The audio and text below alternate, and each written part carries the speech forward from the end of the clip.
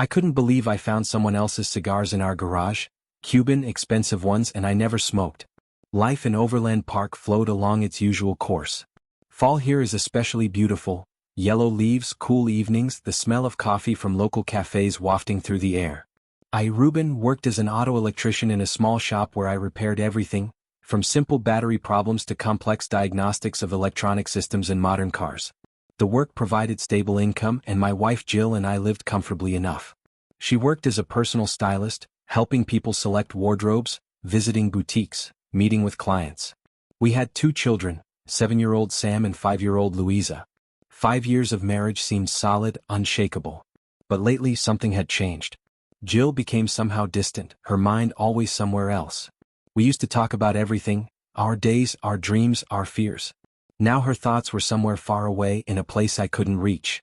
She often stayed late at work, explaining it with new clients and important meetings that couldn't be rescheduled. I believed her. A personal stylist really does need to be available for their clients, especially the demanding ones who pay well. Then that second phone appeared. I noticed it by accident when she left her purse on the kitchen table one evening. A small smartphone in a pink case, partially hidden under her wallet. When I asked about it, Jill casually replied that it was a work phone. Supposedly it was more convenient to separate personal and professional life that way. It sounded logical, reasonable even. Many professionals do that. But I watched how she smiled looking at that screen, her fingers flying across the keyboard. How she typed something quickly and then hid the phone just as fast when I walked into the room. At my question, "What's so funny there?" she would just wave it off dismissively. "Oh, it's work stuff." One client told a hilarious story about a disastrous shopping trip. She'd laugh a little, then change the subject, asking about my day or what I wanted for dinner. The anxiety grew with each passing day, gnawing at me like a persistent ache. I tried to convince myself that these were just my paranoid thoughts, that after 5 years of marriage and 2 children we were a strong couple, that I was being ridiculous. But intuition whispered otherwise, kept me awake at night, made me notice things I might have overlooked before. The way she checked that phone constantly, how she'd angle the screen away from me, the new perfume she'd started wearing. One evening everything changed forever. Jill was bathing the kids in the bathroom. This usually took at least 30 minutes, sometimes longer. Sam loved playing with his toy boats, creating elaborate naval battles, and Louisa could sit in the bubbles for hours, singing to herself and playing with foam. I knew I had time, knew this might be my only chance. Her purse lay on the couch in the living room. My hands trembled as I reached for that pink phone, my heart pounding so loudly I was sure she'd hear it even through the closed bathroom door. The screen wasn't password protected. Strange if this was really a work phone. Wouldn't she want to protect client information? I opened the Messenger app, my fingers shaking. The first thing that caught my eye was the name, Patrick, at the top of the chat list. The conversation was long, scrolling back for months. I started reading, and with each message I felt something tighten in my chest, squeezing the air from my lungs, making it hard to breathe. "You looked incredible today as always. Can't wait for our next meeting, thinking about you constantly. That was magical, sweetheart. You drive me crazy. When I'm with you, nothing else matters." Her responses followed, just as tender, just as intimate, filled with words she hadn't said to me in months, maybe years. Photos she never sent me, selfies taken in what looked like expensive restaurants, hotel rooms, places I didn't recognize. I felt sick but kept scrolling, needing to know everything, needing to understand the full scope of this betrayal. I quickly switched to her chat with her friend Sandra. My hands were sweating, making the phone slippery. "Sandra, he's incredible. Patrick is so successful, he owns his own logistics company, you understand? He drives an Audi, lives in that elite complex near the plaza, the one with the doorman and the fountain.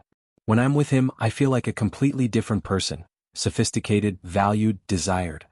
"What about Ruben?" Sandra had asked, her message time-stamped from 2 weeks ago.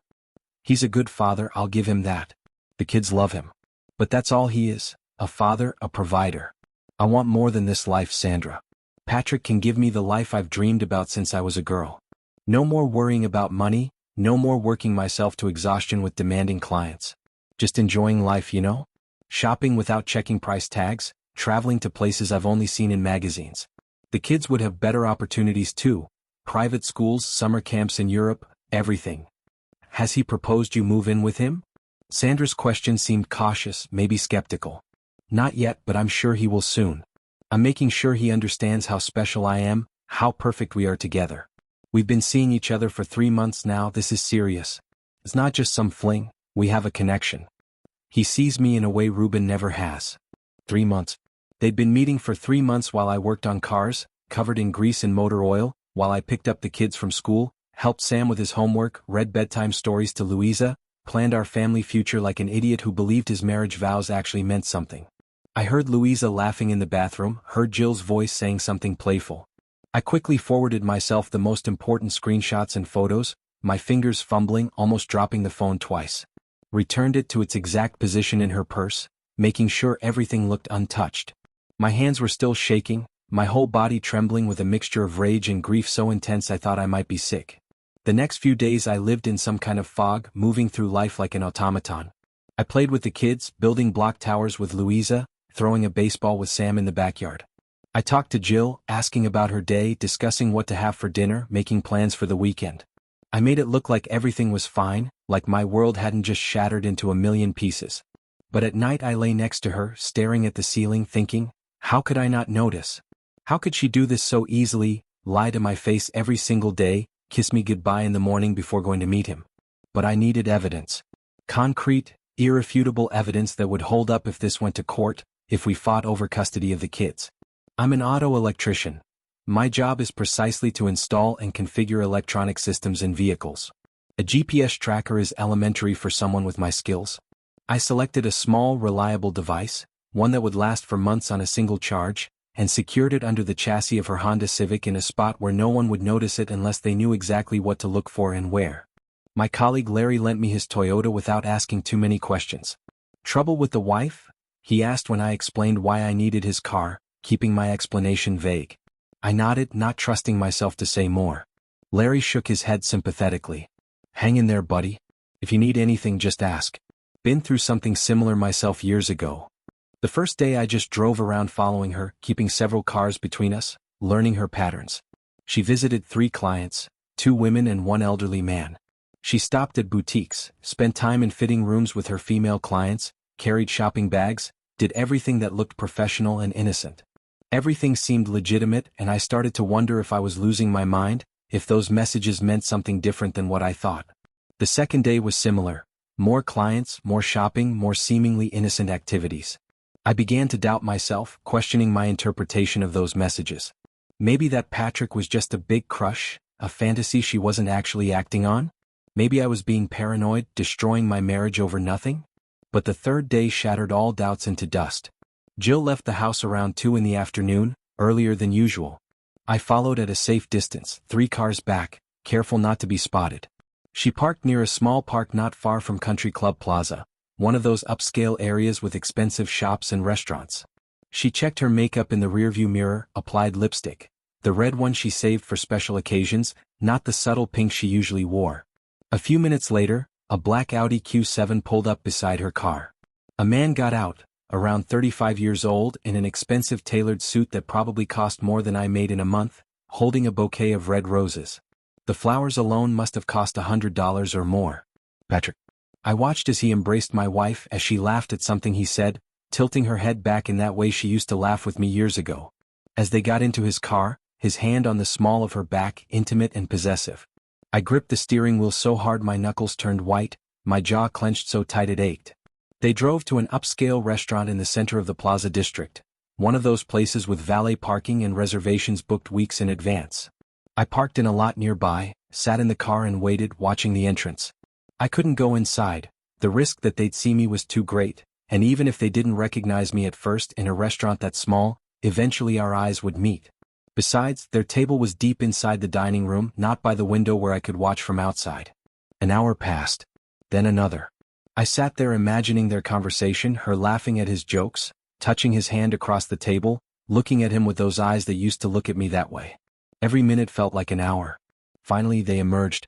He had his arm around her waist, was whispering something in her ear. She laughed with that carefree sound I hadn't heard from her in months, maybe longer. Her whole body language was different, relaxed, happy, alive in a way she never seemed at home anymore. I raised my phone, took several photos, my hands steadier now that I was documenting evidence rather than just drowning in emotion. They drove to an elite residential complex on Ward Parkway, one of those places where apartments start at $500,000. Modern building with a glass facade, security guards, and a reception desk in a marble-floored lobby. I couldn't follow them inside without being stopped and questioned. So I sat in my car for another 2 hours, parked down the street but with a clear view of the underground parking garage entrance, imagining what was happening upstairs in his apartment. Each thought was more painful than the last, images I couldn't stop from flooding my mind. When her Honda finally emerged from the underground parking, it was almost 7 in the evening. 5 hours she'd been there. 5 hours. I drove home first, returned Larry's car with mumbled thanks, managed to get to our apartment before Jill arrived. She walked in with a smile, her hair slightly messed up, her makeup needing to be reapplied. She kissed me on the cheek like nothing had happened. "How was your day?" I asked, my voice remarkably steady considering I wanted to scream. "Exhausting meeting with a new client.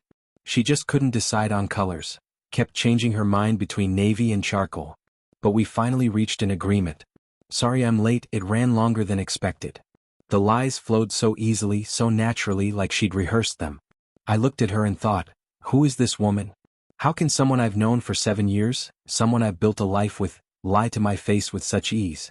Don't forget to subscribe to this channel and click like if you enjoy this story. I always read your comments and analyze which stories you like best so that I can create better stories. Thank you. I will continue the story. The next morning I left the house earlier than usual, telling Jill I had an emergency call. Someone's car had broken down on the highway and needed immediate help. In reality, I drove to that elite complex and waited, parked where I could see the garage exit but wouldn't be immediately noticeable.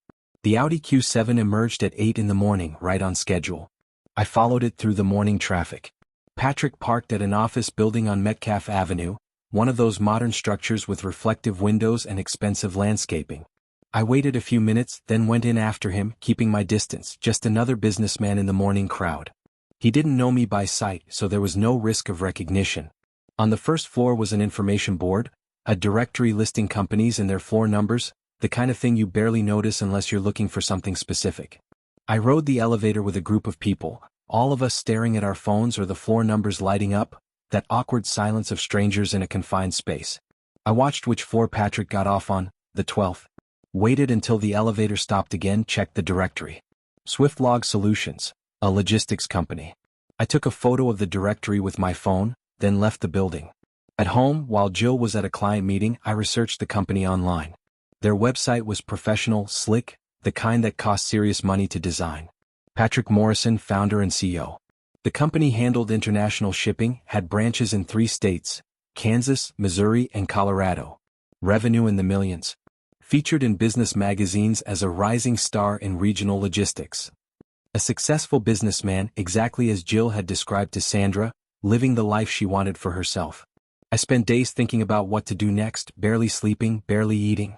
I could go to Jill, confront her, demand explanations, let my rage pour out in accusations and tears. We could have a huge fight, wake the kids, traumatize them with shouting and crying. But intuition suggested a different path, something colder, more calculated. I printed the most compromising photos. Him embracing her near the restaurant, them laughing together, her hand on his chest. I put them in an envelope along with a sheet of paper on which I typed a short message. The woman you're seeing is married and has 2 young children. End this relationship immediately. If you don't, more intimate photographs with detailed descriptions will be sent to your colleagues, clients, and business partners. This isn't a threat. It's a promise.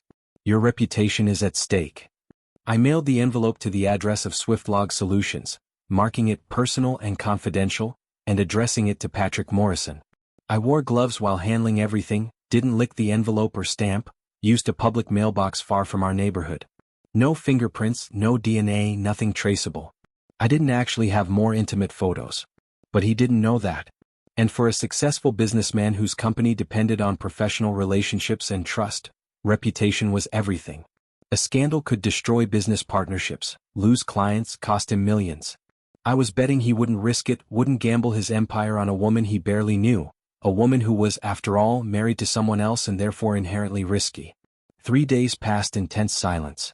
Jill seemed increasingly nervous, constantly checking that pink phone, frowning at the screen, typing furiously then deleting messages before sending them.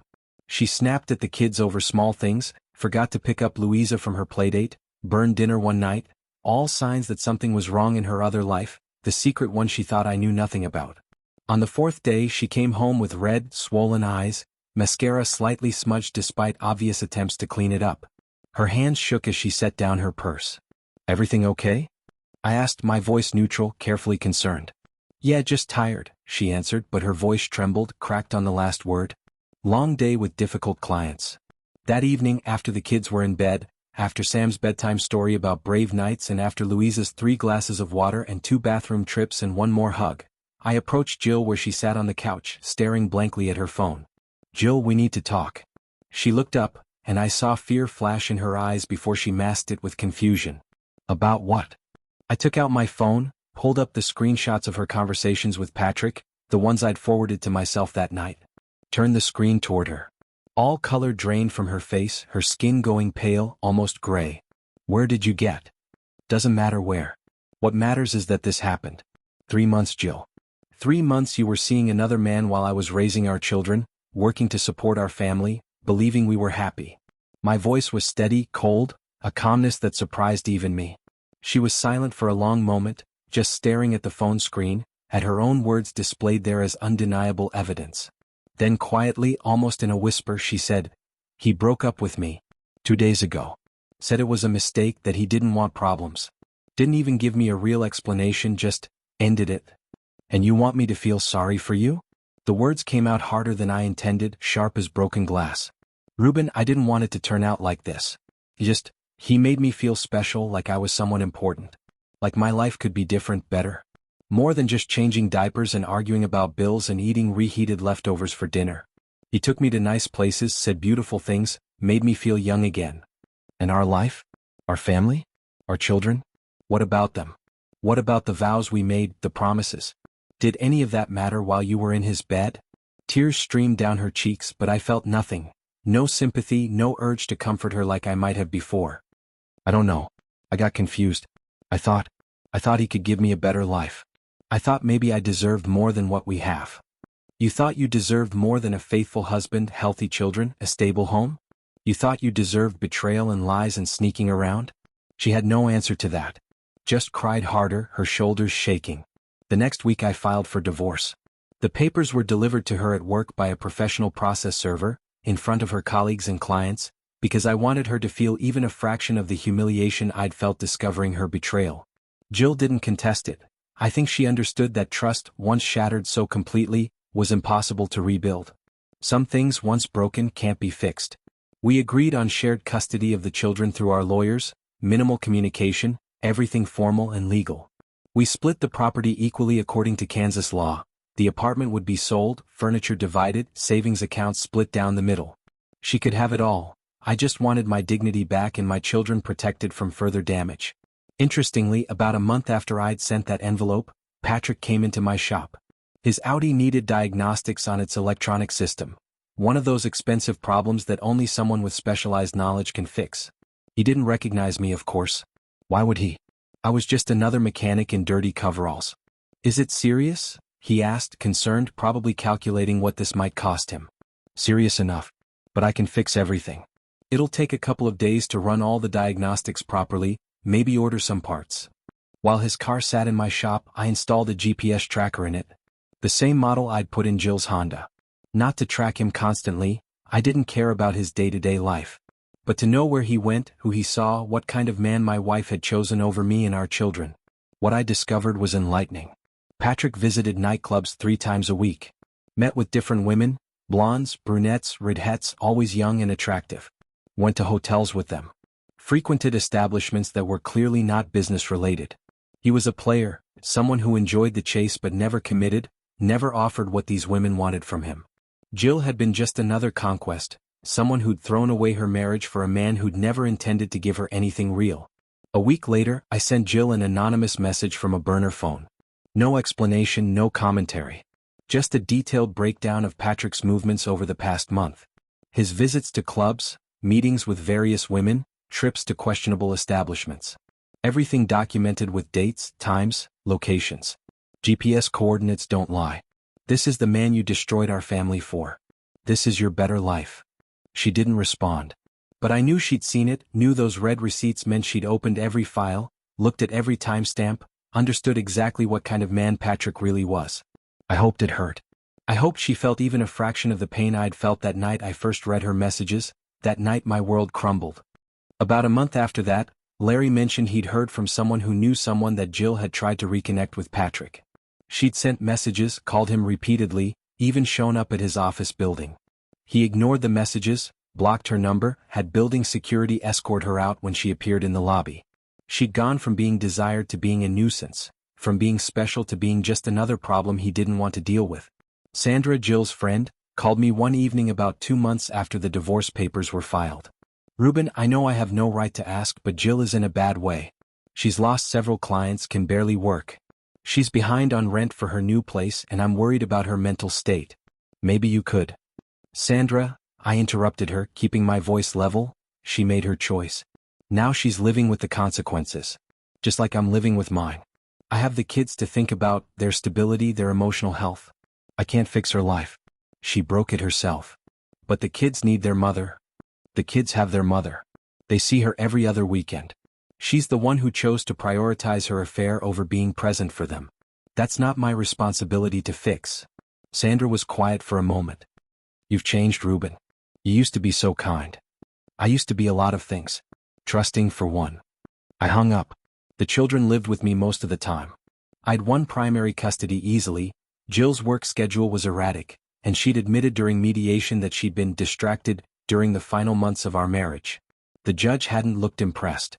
Sam and Louisa saw their mother on alternate weekends, but even then I could see how strained those visits were. Jill tried, I'll give her that. She took them to parks, bought them toys, tried to make up for lost time. But you can't undo months of choosing someone else over your children. 6 months passed. Life found a new rhythm, different but manageable. The kids adjusted to the new routine better than I'd hoped. Sam only asked about why Mom didn't live with us anymore once every few weeks instead of every day. Louisa had stopped crying when it was time to go back to Mom's apartment. I even started seeing Lorna, the mother of Sam's classmate. She was kind, genuine, loved children. We took things slowly, coffee dates while the kids were at school, a movie once, dinner another time. Nothing serious, but it was nice to remember what it felt like to talk to someone who didn't lie to your face daily. One afternoon, Sam asked as I was tucking him into bed, "Dad, why doesn't Mom live with us anymore?" I sat on the edge of his bed, looked into his innocent eyes, eyes that still saw the world as a place where parents loved each other and families stayed together. Because sometimes adults make decisions that change everything. But that doesn't mean we love you any less. Your mom and I both love you and Louisa more than anything in the world. We just can't live together anymore. Do you understand? He nodded slowly, though I knew he didn't fully understand, couldn't possibly understand the complexity of adult relationships and betrayal. How could he? He was 7. Will you ever live together again? No, buddy. But you'll always have both of us, always have 2 homes where you're loved. He seemed to accept this at least for now. Okay. Can you read another chapter? I read until he fell asleep, his hand clutching his favorite stuffed dinosaur, his breathing evening out into the peaceful rhythm of childhood sleep. Moments like these reminded me why I'd fought so hard for custody, why I'd documented everything, hired a good lawyer, made sure my children had stability. Jill never did find that better life she dreamed about. The life of luxury and ease, of not working and just enjoying herself while someone else paid the bills. Patrick married someone else.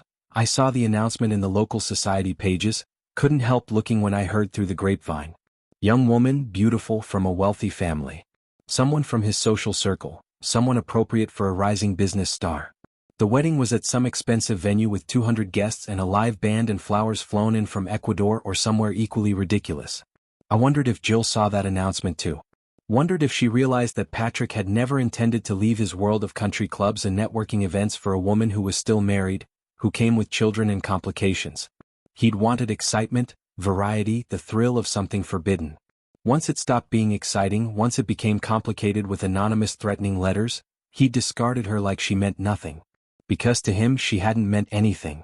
As for me, I learned to live forward, not looking back except to remind myself why I'd made the choices I made. Without the trust that had been destroyed so thoroughly it could never be rebuilt. Without promises that had turned out to be empty, meaningless sounds. Just living, for the kids, for myself, for a future that was now being built without lies as its foundation. Sometimes on fall evenings when the kids were asleep in their rooms and the apartment was quiet, I'd sit on the balcony of our new place. Smaller than the old apartment, but it was mine, truly mine, not shared with someone who'd betrayed everything we'd built together. I'd look out at the lights of Overland Park, watch cars pass on the street below, listen to the sounds of the city settling down for the night. I'd remember that day when I found those cigars in the garage. At the time I didn't know how deep the betrayal went, didn't know about the lies and the secret phone and the man who'd been sleeping with my wife while I thought we were building our future together. Now I knew. And I knew I'd made the right choice. Not the easy choice. Easy would have been to ignore it, to pretend I hadn't seen those messages, to let her continue her affair while I lived in ignorant bliss. But the right choice. The choice that let me look at myself in the mirror each morning without feeling like a fool. The choice that showed my children that respect and honesty matter, that there are consequences for breaking promises and hurting people who trusted you. Some nights I wondered if Jill thought about her choices, if she lay awake regretting what she'd thrown away for a fantasy that never materialized. If she missed the life we'd had, not perfect but real, built on years of shared experiences and memories. If she ever thought about that moment when she first started texting Patrick, wondered what might have been different if she'd stopped then, if she'd chosen her family over her fantasy. But those were her thoughts to have, her regrets to carry. I had moved on. Not perfectly, not without scars, but moved forward nonetheless. Lorna and I were taking things slowly, building something new with clear eyes and honest communication. The kids were thriving despite everything. Sam's grades had actually improved since I had more time to help with homework, and Louisa had stopped having those nightmares she'd been having during the worst months of the marriage ending. Winter came to Overland Park, bringing snow and cold and the holidays.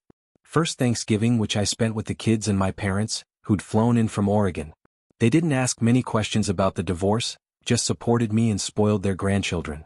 Then Christmas approached, bringing with it the question of how to split time with Jill. "I want them Christmas morning," she said when we spoke on the phone, her voice tight with emotion. "The custody agreement says alternate holidays. This is my year for Christmas morning. Reuben, please. I barely see them as it is. I miss them so much. You should have thought about that before you decided Patrick was more important than your family. Christmas Eve to Christmas morning. They're mine this year." She was quiet for a long moment. "You're punishing me through the children." "No. I'm following the legal agreement we both signed. You're the one who made the choices that led to this agreement existing." She hung up without saying goodbye. Christmas morning was beautiful. Sam and Louisa woke at dawn, excited about presents, their faces glowing in the lights from the tree I'd spent an evening decorating while they helped, by handing me ornaments and eating cookies. We made pancakes together, opened gifts, called my parents to thank them for the presents they'd sent. It was different from Christmases past, but it was good. Real. Not built on lies. The kids went to Jill's apartment that afternoon. When I picked them up on the 26th, they seemed subdued. "How was Mom's?" I asked carefully. "She cried a lot," Sam said quietly. "She kept hugging us and saying sorry." "Sorry for what?" Louisa asked, confused. "We didn't do anything bad." "She just misses you guys," I said, which was true even if incomplete. "That's okay. Sometimes grown-ups cry when they feel sad." "Do you cry about Mom?" Sam asked, his eyes serious. "Sometimes," I admitted. "But less now. And you guys make me happy every day." That seemed to satisfy them. Kids are resilient in ways adults aren't, able to adapt to new realities, to love both parents even when those parents can't be in the same room together. As winter turned to early spring, word got around. In a city like Overland Park, where everyone knows everyone through schools and churches and neighborhood associations, news of a divorce spreads quickly. Some people were sympathetic, others clearly judged me for not working it out, or forgiving, or whatever they thought I should have done. I learned to ignore the whispers, the sideways looks in the grocery store, the sudden silences when I walked into the PDA meetings. One person who didn't whisper was Patrick's secretary. She came to my shop in March, her car needing a simple oil change. She recognized me from photos. I learned later that after receiving my anonymous letter, Patrick had done some investigating, figured out who I was, though he'd never confronted me directly. "Mr. Morrison asked me to tell you something," she said as I was finishing up her paperwork. I looked up. "What's that?"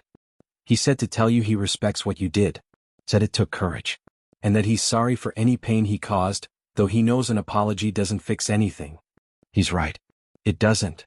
I handed her the receipt. "Tell Mr. Morrison that he should be more careful about the women he gets involved with in the future. Not everyone will handle it as civilly." She nodded, paid, and left. I never heard from Patrick or about Patrick again, except for that wedding announcement months later. He'd moved on with his life, just like Jill had hoped she could move on with hers through him. The irony wasn't lost on me.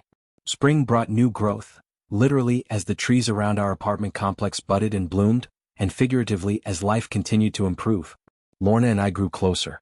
She'd been through her own difficult divorce 3 years earlier, understood what it was like to rebuild trust, to be cautious about opening your heart again. We took the kids to the zoo together one Saturday, Sam, Louisa, and Lorna's son Danny, who was Sam's age. Watching them run around, laughing and being children, I felt something I hadn't felt in a long time. Oh, they get along well, Lorna observed as we watched them at the penguin exhibit. They do. Almost like they've been friends for years instead of just knowing each other from school. She glanced at me. How are you doing? Really doing? Better. Some days are harder than others. Sometimes I'm angry all over again when I remember. But mostly I'm okay. Moving forward. That's all we can do, isn't it? Move forward. She reached over and squeezed my hand briefly, then let go, respecting the boundaries we'd set about taking things slowly, especially around the kids.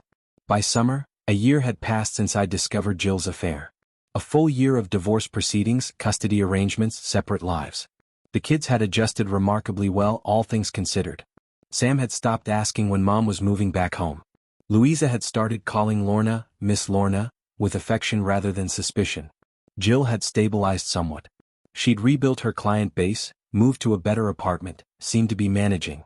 We'd achieved a functional co-parenting relationship. Civil messages about pickup times and school events, coordinated schedules, appropriate boundaries. We'd never be friends, but we could be effective parents from separate homes. In August, on what would have been our 6th anniversary if we were still married, I took the kids camping at a nearby state park. We roasted marshmallows, told stories around the campfire, counted stars. Sam asked, "Dad, are you happy?" It was such a direct question, the kind only children ask without fear or complexity. I thought about it seriously, wanted to give him an honest answer. "Yes, buddy. I am. Not every minute, but overall, yes." "Are you happy?" "Most of the time. I wish you and Mom still lived together, but I know that's not going to happen. And you're not sad all the time anymore, so that's good. You're a smart kid, you know that?" He grinned. "I know. That's what my teacher says too." Louisa piped up, "I'm smart too." "You are. You're both incredibly smart and kind and everything I could hope for." That night, lying in my sleeping bag with my children safe in the tent beside me, listening to their peaceful breathing and the sounds of the forest, I realized Sam was right. I was happy. Not the happiness I'd expected a year ago, not the life I'd planned. But happiness nonetheless, hard won and all the more precious for it. Thank you for watching this video. YouTube may no longer suggest my channel to you, so subscribe to it to receive new interesting stories. You will also help the channel grow and improve the quality of its content. The screen now displays a playlist with other interesting stories that you can listen to. You can also write in the comments what stories you would like to see on the channel.